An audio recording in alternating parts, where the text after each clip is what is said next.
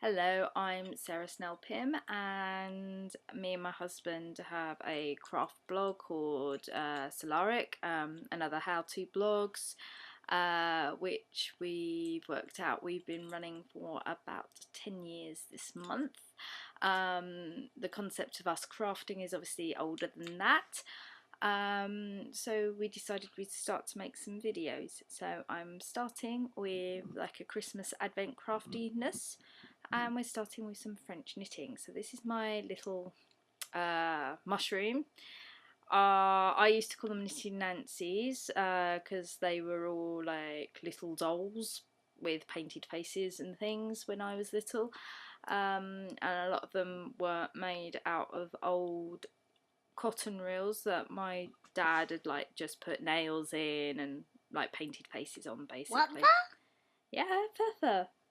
He used to make them. Further? This is Mary. My granddad. Yeah, this is Mary. Say hello, Mary.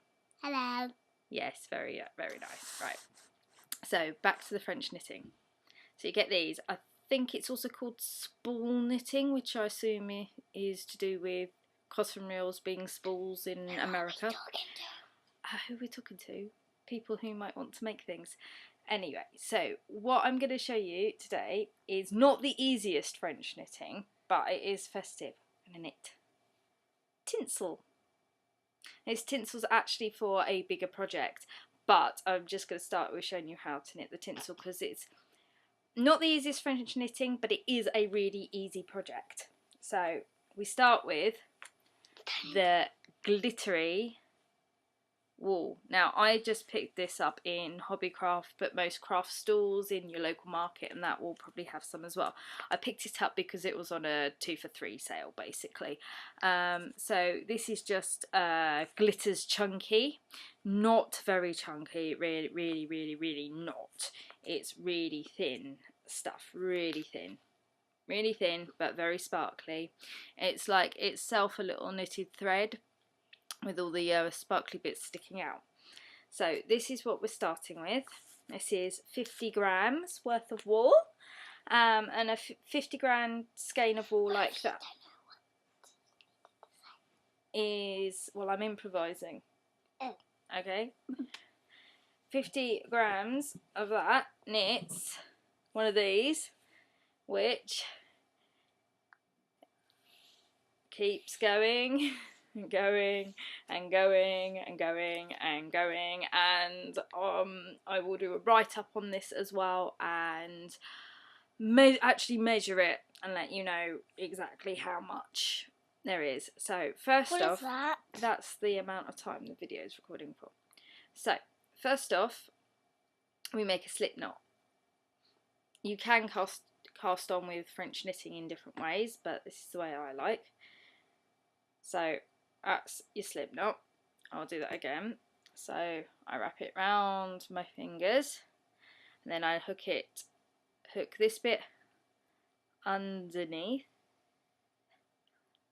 and pull that through and up.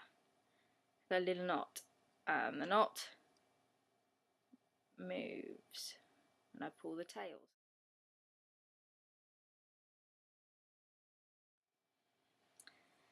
Okay, so now we've got the slip knot, we need to get this tail into the French knitter. Now I've been doing a lot of loom knitting, so I'm tending to use these hooks that came with the looms to do the French knitting with. Now I used to use crochet hooks, which were great because you could just shove them, crochet hook up there and hook the thread down and put it through. Can't do that with this. It doesn't really work trying to poke the spike down there, and Mary came up with a good idea, which is perhaps we could push it down using the handle. Sadly, the handle doesn't fit. What about the other side? Well, it doesn't fit up there either, lovely. See, it doesn't fit. And that bit, the hook bit, doesn't go all the way. So what I've done is I've got these skewers, and I can use the skewer to push the tail down. Now I'm putting quite large tails on these, and some people don't bother even putting the tail down and just wait for the thing to push itself through, but I don't like doing that because I think it mucks up the tension when you're actually doing the French knitting. Now French knitting is basically a form of loom knitting. It's just very small loom knitting. Now, so yeah, I've got all that through. I've still got my hoop on my finger, which I then hook over one of these little prongs, which is where the nails used to be when I was little. And you can get these made of wood and metal or plastic. So yeah, so there we go. It's now attached, it's now anchored over that. And what I do, because I'm doing, this is quite loose knitting that we want to do, is I wrap it around. So I go behind the next peg, wrap it round like that. So we've got a loop, and then I go behind the next peg and wrap it round. So we've got a loop on that one, and then the third peg, wrap it round, and then we're back to the first peg, right? And this is where we actually get to start knitting. So what we do is we wrap it round again. So we go behind the peg and wrap round in front. So now we've got two hoops, two little loops of thread sitting on this one peg, right? This is where you use your stick or your crochet hook or your loom knitting hook, or you can use your fingers if you've got a loose tension on your thread, but that's quite hard. So what you do is you hook the bottom thread, we put on the hook and we push it up and over the peg like that, and then we use the tail and we pull it down. So again, we go behind the peg, we wrap around like that, and then you've got two threads on your peg. One thread, two thread. You hook, oh, I'm going off screen. We hook into the bottom thread and up and over, and curse me, this would be much better with a head cam. Never mind. So again, around, in, and over like that, and you pull the tail down. Now I, as a personal preference, I think I've got another daughter lurking. Yep, there's the other daughter. She likes French knitting when she can be bothered.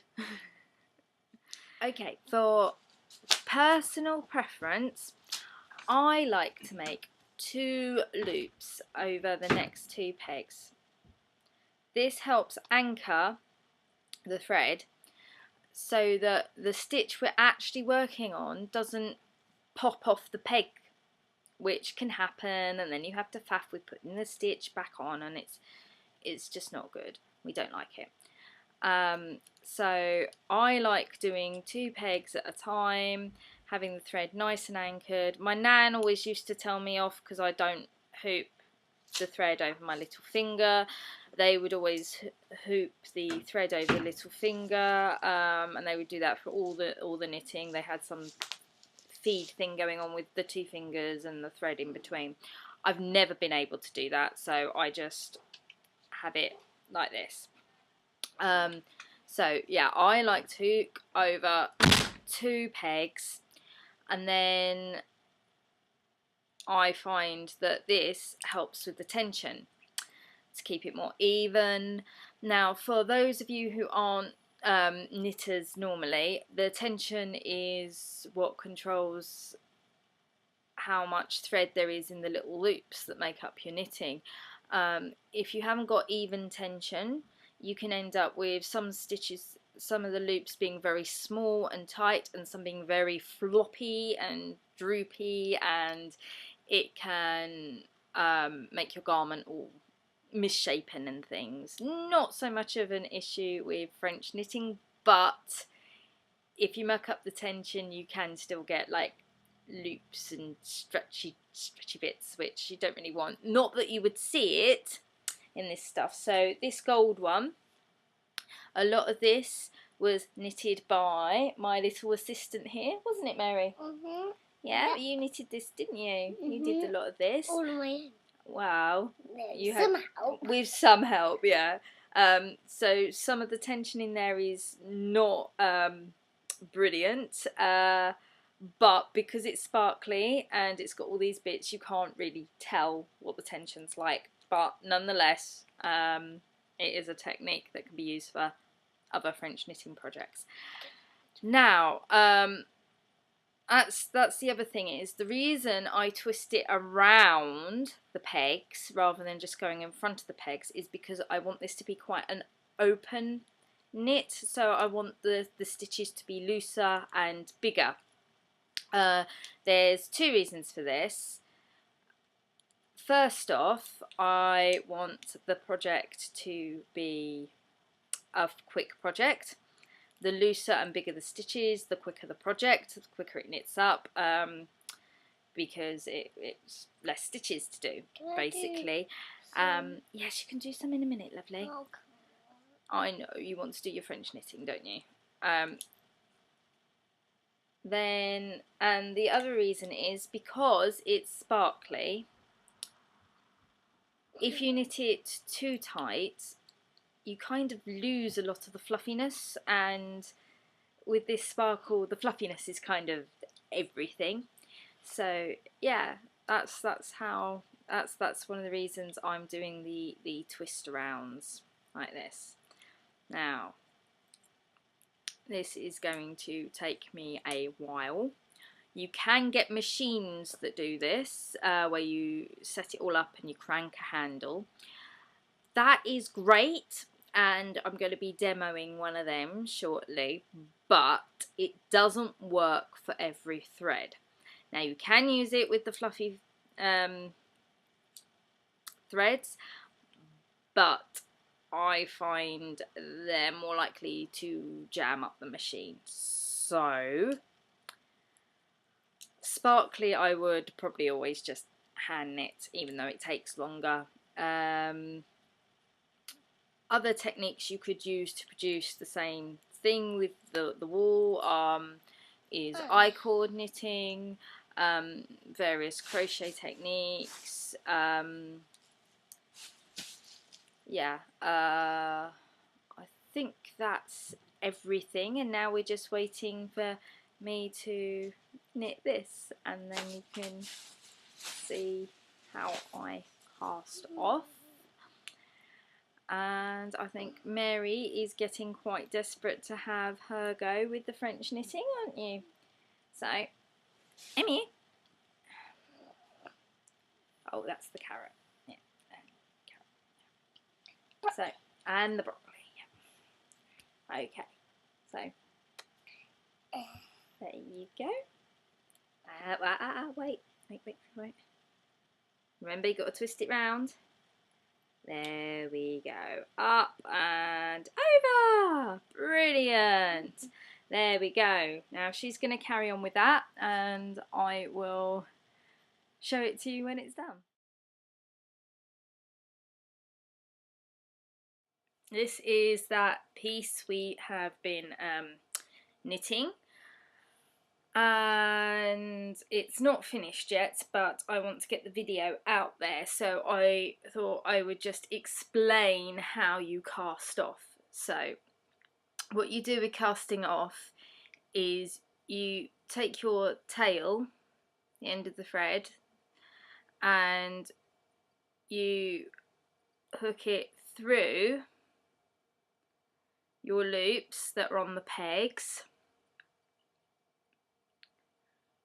I'm using a little crochet hook for this, and you just hook it through, and you put it all the way through, which obviously I can't because it's still attached thing, and then you pop your current stitch off of the pegs, and then you do the the same for the next peg and the next peg and the next peg, and then you've got all 4 and you can pull it tight. Some people like to go back through that final loop one more time.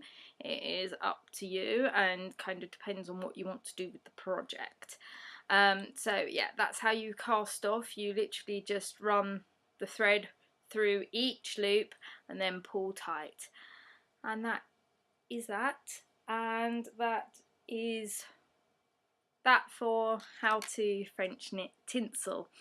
I have since discovered that there's some other colours available at our local craft store in the market, so I've kind of got my eye on going and picking up more sparkly thread to knit more tinsels.